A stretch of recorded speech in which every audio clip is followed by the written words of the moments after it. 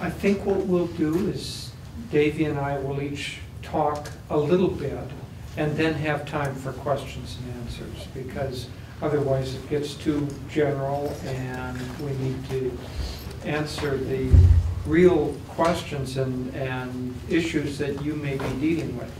So I just want to start by talking about how absolutely important education is, not only for the planet, but for Ananda's work in particular. Obviously, you all know that Master started out teaching children, not adults. And it would seem that, well, that was just preliminary, kind of getting ready for his real mission, and probably it was. But you know, Sri Yukteswar, his ashram in India was primarily with children. In a former life, when when Master was William the Conqueror, Sri Yukteswar was a man named Lanfranc, and Lanfranc was a teacher. He basically taught all of the bishops and cardinals and the popes to be in Europe. And so he was at a monastery named Beck at first, and then he came to England. Doesn't matter so much where, but he was primarily an educator. And these, you know, we're talking about some of the wisest men of an age, and they chose to focus on educating children. Now, that too was Master's mission in a sense, because it's obviously better to catch a person when they're younger and their habits have not become fully formed and they're still amenable to directional flows of energy and to bringing out that which is highest in them before they have begun to get in, one, to bad habits, and secondly, into kind of an ossification and too much of an exposure to the wider society around them. It's very, very hard to take a person who has, let's put it this way, if you have only a small portion of the ability to influence somebody, then they have all of the other influences that are pulling on them. And then what we end up trying to do in a certain sense is to neutralize the negative influences. That's why it's very, very important in our schools that we not only train the children, but work with the parents and train them also.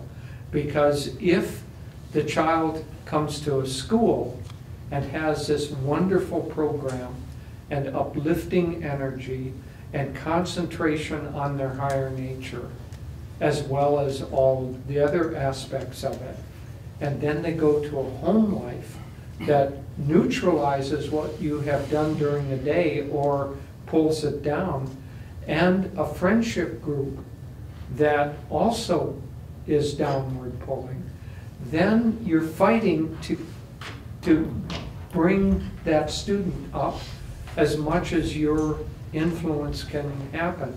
Nonetheless, that's why if you look at many of Master's principles, he had a boarding school where there was a chance to bring the children together.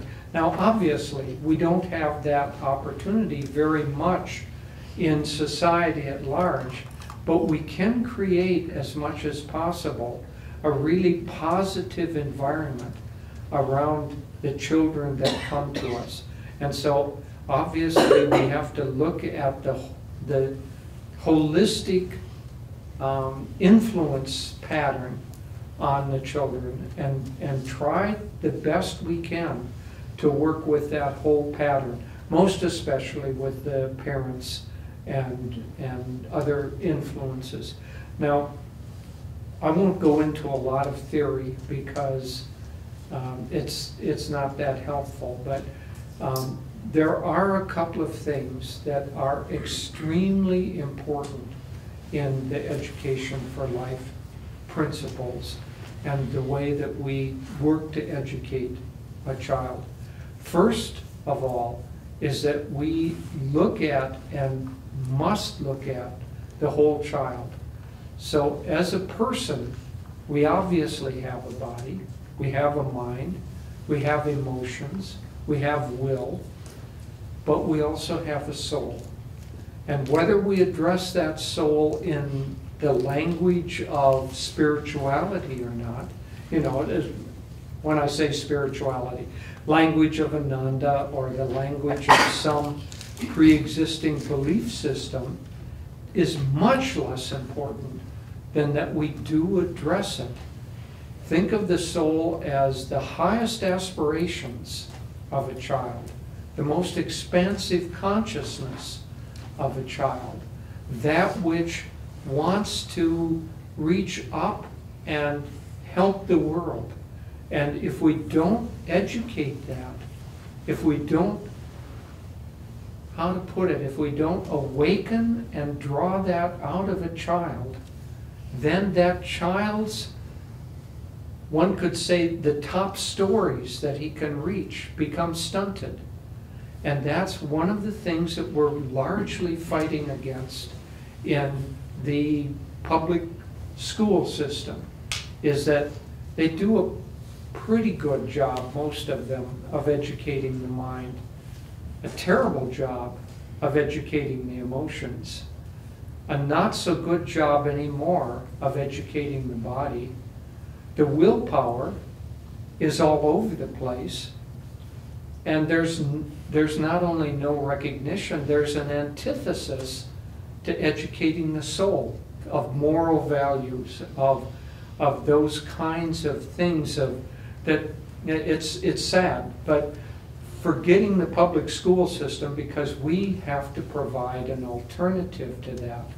And so we have to educate the children in moral values, and I don't mean kind of stodgy just belief systems, things like truthfulness and nonviolence, and you can take the moral values of, you know, Patanjali, which are non-lying, non-stealing, non-sensuality, non-greed, non-violence, and put those in a language that allows the child that we're working with to come up to his full stature, including these higher resonances. And so our job is, one, to look at the whole child with all of his different potentials and possibilities. And secondly, to be very aware of, and this is a skill that we have to learn and that we have to practice and become more aware of, we have to look at each child individually and see where he is on, it's like that individual might be climbing 5 different stairways at the same time. And he may be well advanced in one of those areas. Let's take a child that is very bright, is very good at problem solving, and so the mental aspect is highly advanced, but has very little sense of his body, or not very much control over positively directing his will. And so these different elements in a child, we have to be aware of where the child is in all of these different aspects. It's a little like in a hi-fi system, you have the equalizer, and you're working with different wavelengths to try to bring those all into balance and into a harmony.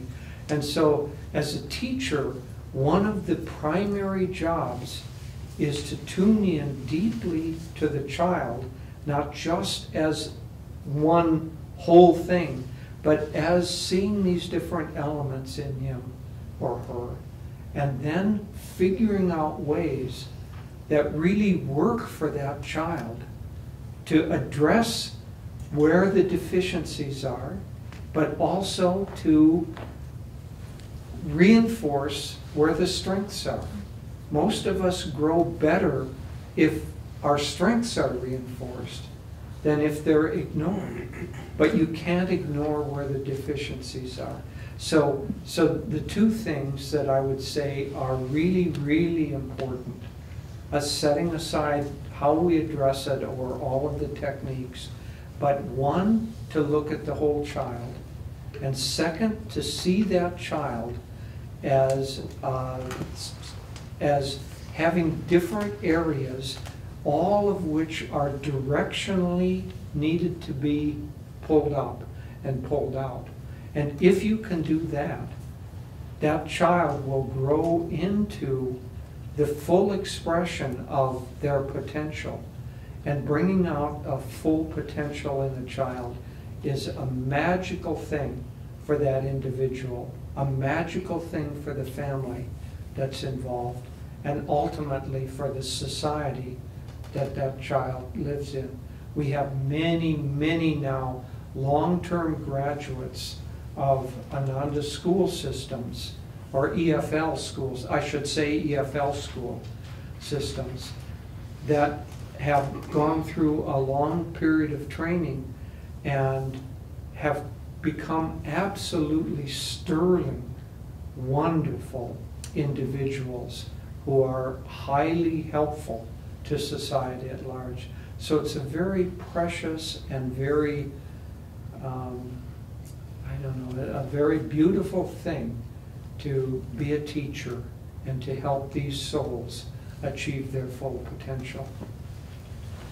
Well, I'm going to start by telling a joke, which is really Jyotish's joke, but since he didn't tell it, I'll tell it. And some of you heard it the other night when we do our little joke night, but many of you weren't there. So this is some friends of ours in India told us this joke. A mother comes in to wake up her son in his room, and she said, "You have to get up. It's time to get up to go to school." And he hunkers down under the covers. And he said, "I don't want to get up." And she said, "Give me 2 good reasons." And he said, "All the children hate me and all the teachers hate me." And she said, "I don't care. You still have to get up, and I'll give you 2 good reasons. 1, you're 51 years old, and 2, you're the principal." So this obviously was not an education for life, trained individual. But you know, it was so touching to me as I sat here, because I remember how important this, how much thought and energy Swami put into creating the Education for Life system. And what year was it, Nitai Narani, when he wrote? The late 80s. Early, 84 to 86. 84 to 86. I remember he had finished writing the book, Education for Life. He called all the teachers into this room. I think there were 2 rows of us, and Jyotish and I were also present. And he wanted us all to read the book and go through it chapter by chapter to discuss it.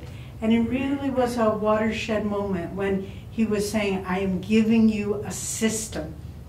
And it's nice to talk about theory, it's nice to talk about what you would like, but here is the system, and I want you to understand it."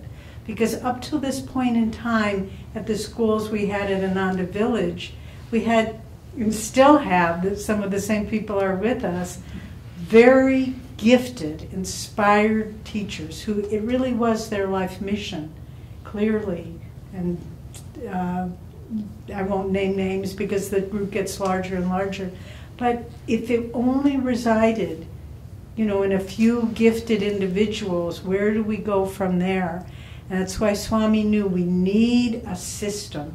We need something that can be propagated, that anyone can do, just like the science of yoga, the techniques of yoga. If we just said, well, there's a great saint and there's a great saint, but how do I do it? We need techniques, we need systems, we need a path to follow.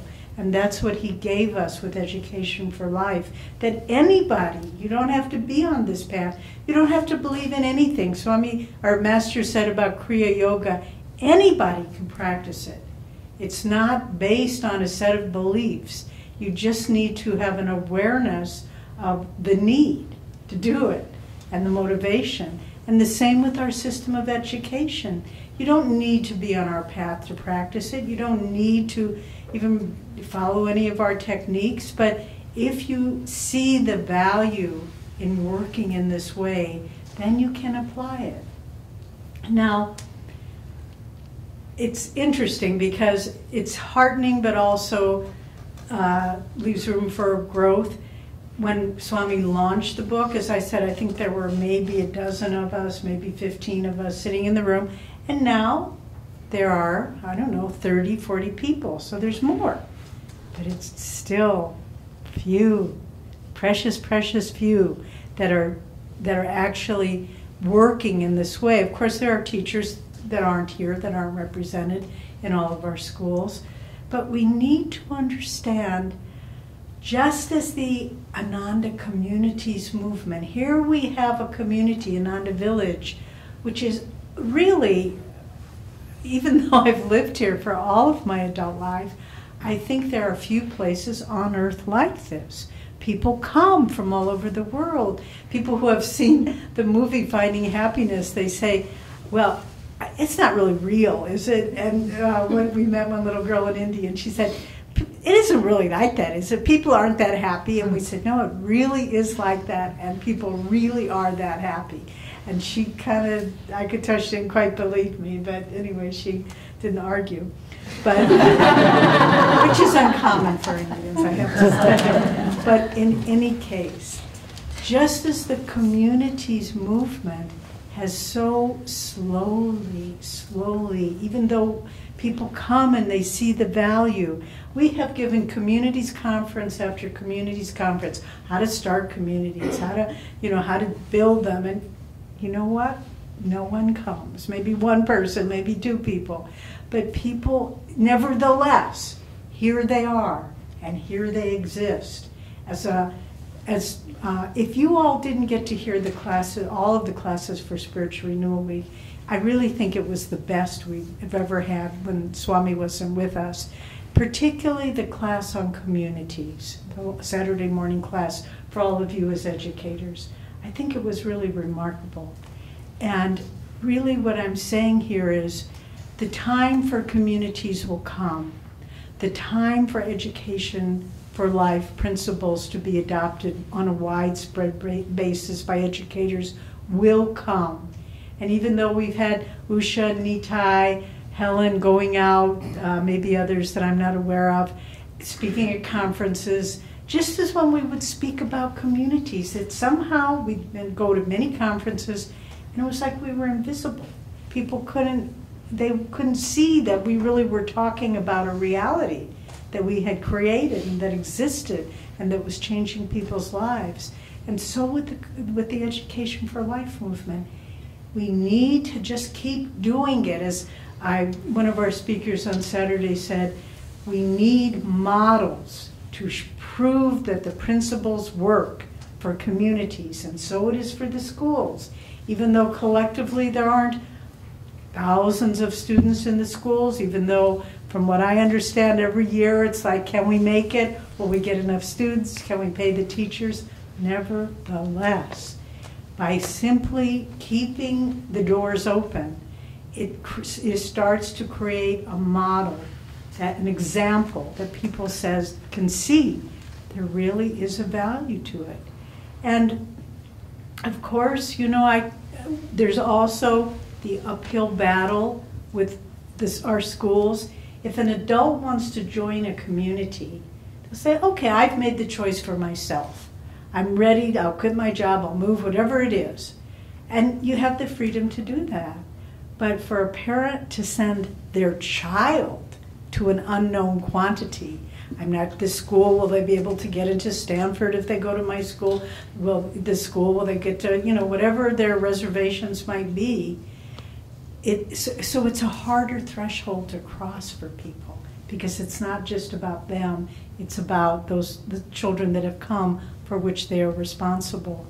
But we can't we cannot get discouraged. We cannot say, well, maybe it's not the right time. It absolutely is the right time. The need for proper training, moral, physical, all the things we talked about. If not, I can't see a time in my life where there has been a greater need. The values are just so confused. But more than that, I've spoken to many people, and it's certainly been my observation, the children that are being born into the world today are different than my generation. I think they're even different for some of you who are younger than me. I think they're different than your generation.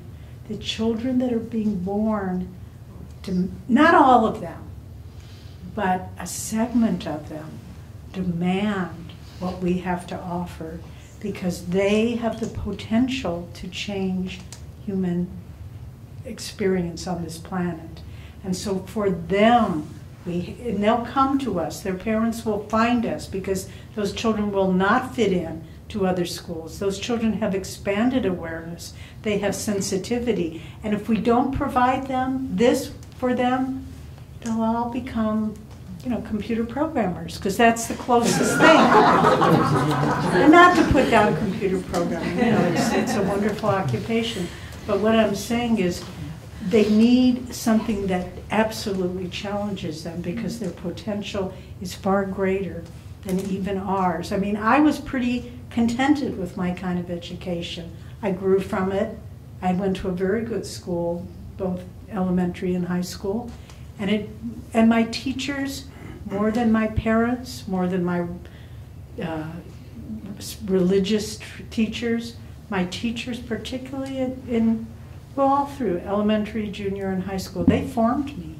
They opened my mind up to higher realities, and that was my next step. And then my next teacher for the rest of my life was Swamiji.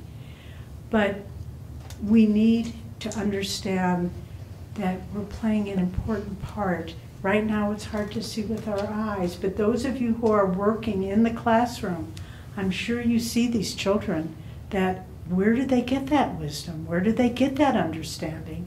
Far beyond what I ever had, or maybe what you ever had at the same point in your life. But I would venture to say that they will far exceed us in many, many ways. But that's wonderful. It's just as it should be, because we're moving forward into a time both of ascending Dwapara Yuga, but also I fear of ascending chaos. And we need people who know how to look at whatever's happening in the world and saying, I know how to deal with this. We have the strength, we have the wisdom, we have the flexibility, we have the attunement with higher truth, we have the inner simplicity that all goes, that's fine. So the communities movement goes hand in glove with the EFL movement and the Living Wisdom schools. They both are creating models. And I think more and more we need to find ways to give a foundation for EFL and our school systems, our Living Wisdom schools, that people see this isn't just another option. There are many alternative methods of education, but this isn't merely one of those. This is something that reflects more profoundly than any other system of alternative education the needs of our times and the needs of the generation that is coming to lead humanity forward at this time. So you have, I know, I've been in the classroom of many of you, and I know your dedication. I've seen the magic that you do. And I know I don't have to tell you about dedication. You've been doing it for, some of you, for almost 40 years. But let's realize that there is a great purpose for what this is, and let's try to feel confidently going forward and supporting those who are going out to promote it as best as we can, the value of what it is we're doing. And something well worth dedicating our lives to. I'll just close with this little sentence and this phone call that we got today, and then if you have questions, we can answer them. The man he did a lot of interior design. He lives here now. His name is David. He did the beautiful backdrops for at the altar, behind the altar for Spiritual Renewal Week, and we complimented him on them. And he called me today and he said, "I'm so glad that everybody appreciated them." But he said, "You have no idea, even that simple little thing of putting up fabric behind an altar, it made me feel, it was so meaningful to me to be a part of this great work of Ananda." He's a new member and a wonderful soul, disciple of Master for many years before moving here. But if something so little as that could give meaning to his life, for all of you, for what you're doing, it's a tremendous, tremendous thing. Don't get bogged down in the details, but keep in the flow of the energy, and something of great value will be created in the world today. So thank you. Okay, if you have any questions, we'll be happy to try to answer them. The tough ones Davey gets, and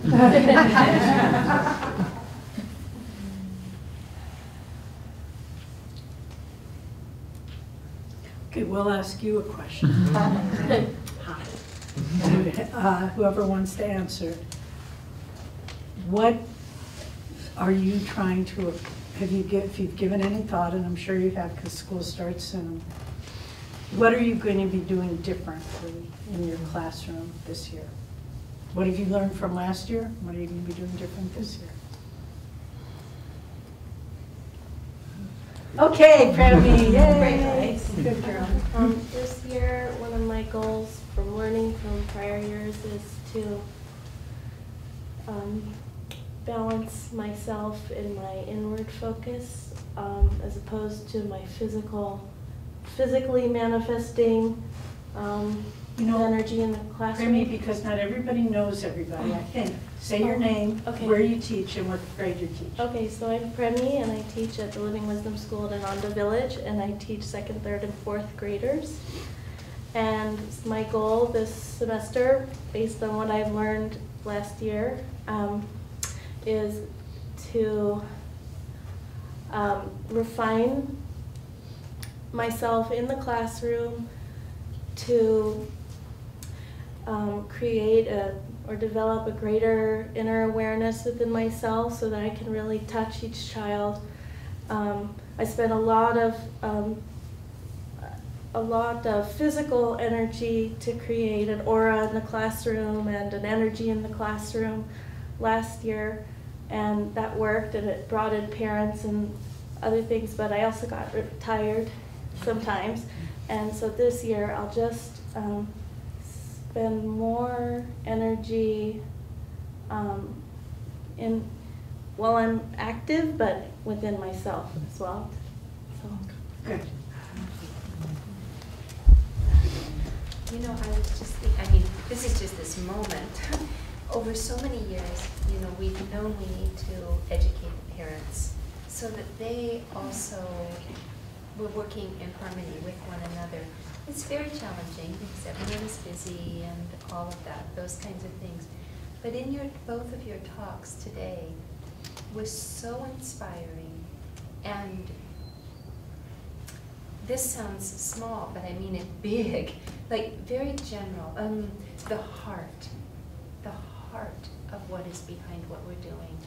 And I sat there listening, thinking, if I could communicate to my parents at the beginning of the year just that, if I never get to go beyond into the details, if I can give them the heart of what we're doing, and so that they and I are working together at that level, it's almost like the details will take care of themselves. Or we can, you know, I deal with that little detail with that one parent because of that one child. Or that they don't really have to know everything. if we can give them the heart. So maybe I can channel you in about 2 weeks. Come on. I have a question about one of the biggest challenges for new and experienced teachers is just managing the sheer workload of ordinary educational practices, working with kids, working with families. And there's a lot of burnout, there's a lot of stress, and because it's a job that demands so much creativity, that is a real tension. And I know that you guys also run at a high level of energy pretty much year-round. I wondered what advice or attitudes or recommendations you would have for people whose lives are more on the service rather than the having alone time and meditating, more on that side of meditation and alone time. What advice or attitudes That's a you good question. Very good question. Well, I'm going to answer it in a way that is in some ways partly challenging, because one of the things that causes exhaustion and tiredness is not so much the job in and of itself, but the little resistances you have to what's going on. And what I would say is try to find those points of resistance in yourself and just relax around them. Try to have more fun in the classroom for yourself, not the sense I'm only creating fun for the kids, but what is fun for you. But the key, Davy and I have an incredibly busy schedule. And so, In fact, it's time to go.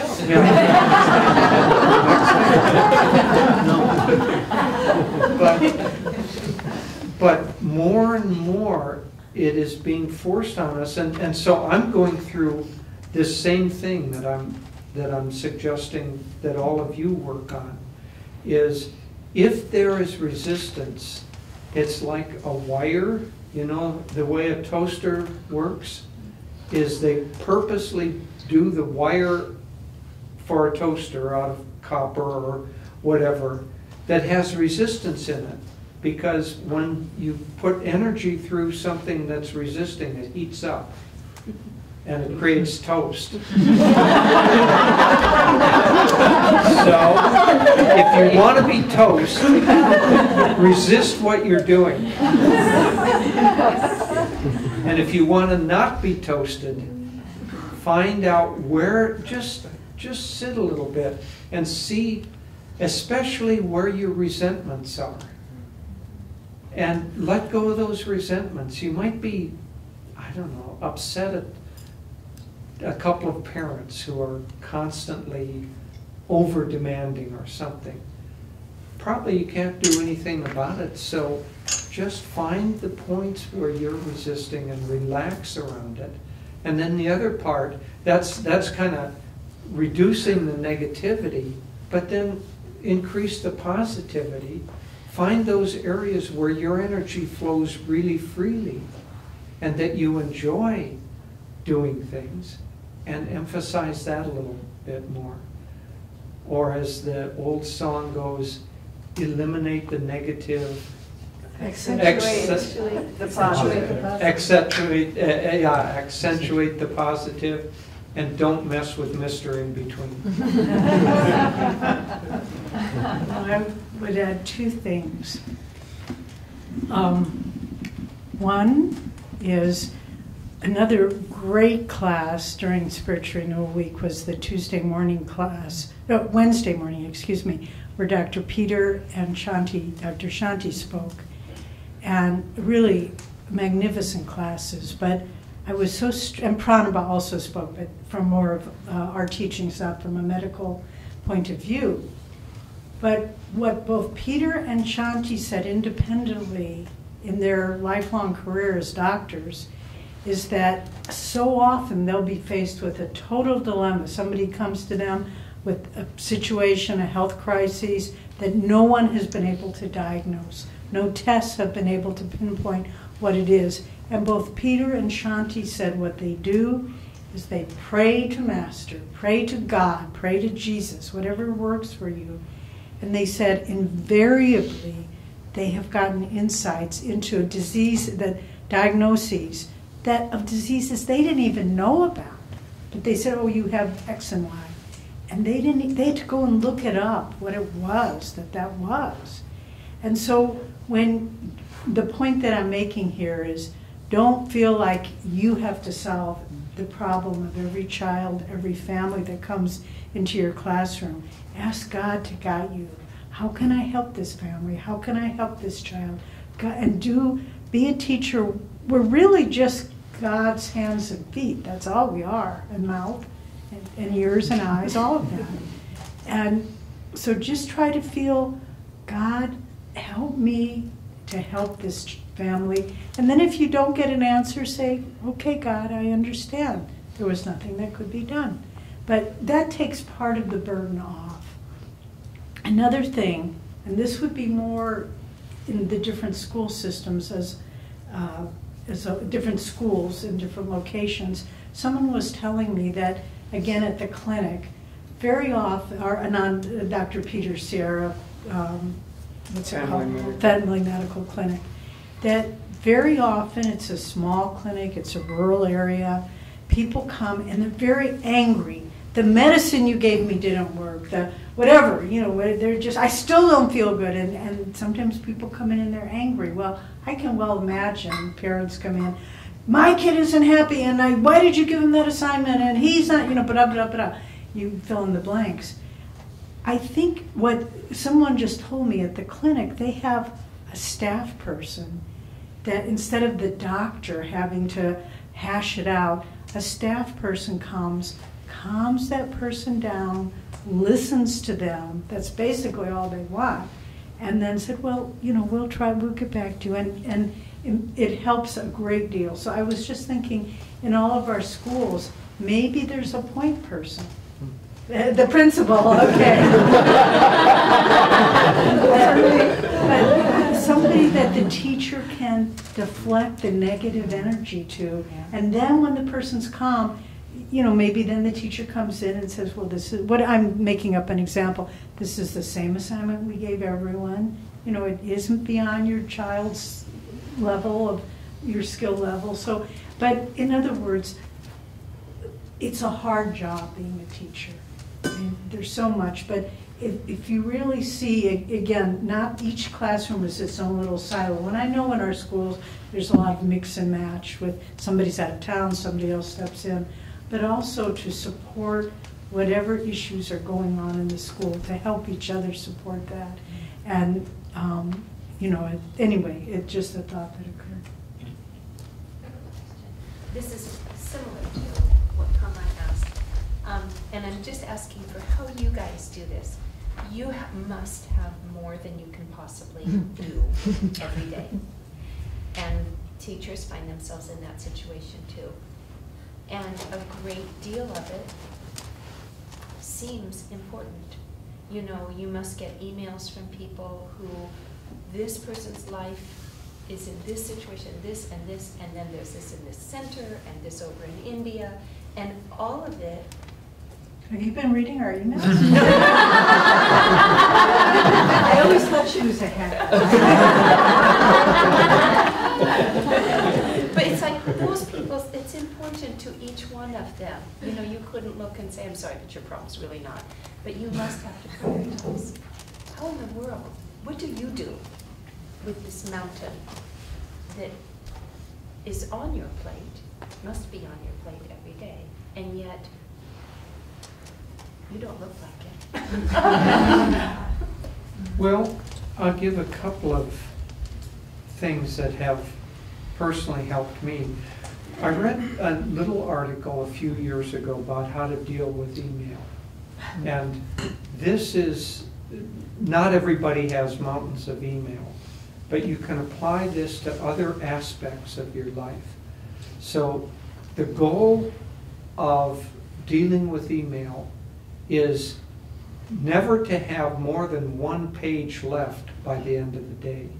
Because as it gets piled up, and all that weight behind you begins to feel like I can never manage all this stuff. So one, deal with those things that take you 15 or 20 seconds to deal with and get them out. If there are longer ones that need to have thought to them, put them in a folder so that you don't have an unsorted list of stuff to do. So it kind of is organized, but deal quickly with those things that you can deal quickly with and get them out of your world so they aren't just weighing down on you. Now that might be phone calls, or it might be little grading things, or things that, so email is just a symbol here, but whatever your workload is, get rid of the things you can get rid of quickly, and then organize into groups the other things that you have to deal with, and then you can go through and allot time to deal with this group or this folder. So maybe let's take grading some papers. Maybe some of them are real simple. Takes you 10 minutes to handle all of the papers for the whole class. But then there may be other things that you know are going to be much more challenging. But sort them into different sortings and deal with them appropriately.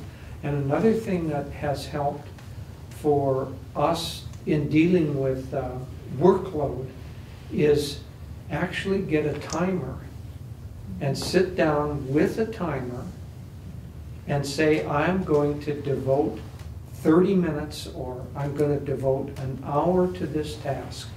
And I'm not going to be diverted. I'm not going to answer emails. I'm not going to answer phones. I'm not going to do anything else. Just 45 minutes to this task. You set the timer, you hit the timer, and then you focus for that amount of time. And focused energy burns through workload way, way faster than unfocused energy. So where you have a large workload, then you have to organize it and you have to prioritize it. But get rid of the niggling little stuff that otherwise makes it seem like you've got 1,000 tasks to do instead of 20 tasks to do. Yeah, I wouldn't add much because I kind of do the same system, but one thing I would add is the mind is a muscle just like anything else. I mean, it's more than that, the brain. But I would watch Swami, who, was able to accomplish more than any of us, more than I will ever accomplish in my life. And he would work with utter concentration and, set goals and accomplish them. But then he would turn it off. And he would relax, he would go out for a walk, he would have tea, he would watch a video, whatever it was. But I really find in my own life, one of the challenges generally of our age is just brownout because of the information overload. And you just have to stop and you just say, use your willpower to put it on, just like when you're doing Hong Sa. Concentrate only on that. Use your willpower and put all the demands behind you and concentrate on making dinner or just loves to paint or working in the garden. But give yourself the time where it's not with you always, everything that's demanding in your life. And then when I find, sometimes I'll look at my emails and I'll just think, oh gosh. And I just, I'll start reading them. I don't want to do that one. I don't even know. And it pulls you down. But if I just wait, then the timer is a wonderful, the little kitchen timer. I set it for an hour and a half. I'm going to answer my emails. I clear them all away. And so it's a matter of not getting on brownout, of consciously using your willpower to put it all aside for some period of time, even if it's an hour. It doesn't have to be a really long time. But, anyway, that's the principle. Thank you. I actually had a parent one time say, Mommy, you can actually give those kids back to us. That's a novel idea. Because I carry them. Well, I think we better move on. Is there Unless there's one one last more? burning question. I don't know if you want to answer this, but I want to know, what did you learn from raising Mark? Oh, we have a son Yeah. who's 39. Yeah, and he was, especially within the Ananda system, he was extremely challenging because he didn't fit in the community that we were basically leading. And he's very strong-willed. And so the only way that he could deal with that was to be strong-willed in separating or, rebelling. Let's put it in the real terms. So we had a very strong-willed, quite rebellious teenage son. And the way we dealt with it primarily was with unconditional love. He always knew that we loved him. We did our best to discipline, which sometimes worked and sometimes didn't. But we always kept a connection. And we always tried, to the best of our ability, to support wherever his positive direction was going, that positive flow, even if it wasn't ours. As an example, about the age of 12, he became a rock musician and never left that. He still has bands, is still going to make guitars and all of that. But because it was a positive flow of energy for him, we supported it with both hands and both feet, because that's where he felt creative and where his energy could flow. So unconditional love, supporting the energy flow where the child can say yes, because saying yes even to the wrong thing is better than saying no to everything. And I think your question was, what did we learn from it? Yeah. In fact, we just went into town yesterday and said goodbye because we're leaving Wednesday for 3.5 months. And it was just so touching because he's not a Jew, he's 39 years old, he has children.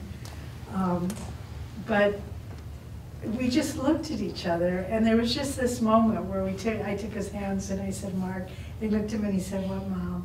And I said, you're the greatest son that we could have asked for. And he just started crying. And, it was, again, it's just finding that way to say, we have come into this journey together.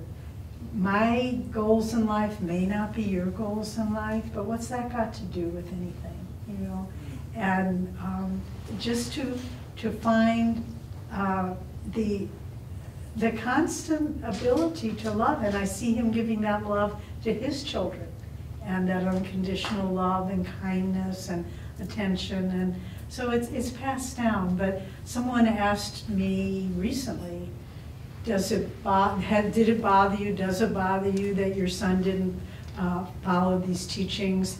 And I said, at first it did, but then I thought, is my love based on the choices he makes? No, it's not.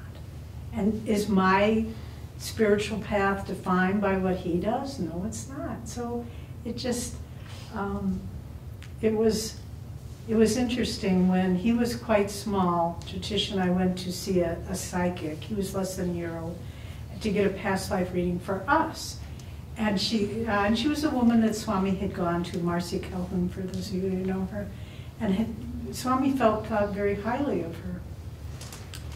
And she just stopped in the middle, and because our son was just really crawling, wasn't walking yet, he was sort of crawling around on the floor.